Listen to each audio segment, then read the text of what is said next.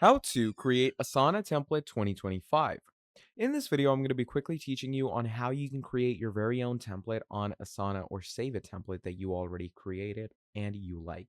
Now, to use Asana for yourself, do make sure to check the link down in the description below to get started off right away. So, if you want to save a template for yourself, like let's say I have this template saved over here, planning milestone next step comms plan. So, I want to use my further projects in this template as well. So to save this template, what you're going to be doing is you're going to come up here. You're going to click on this arrow which says actions.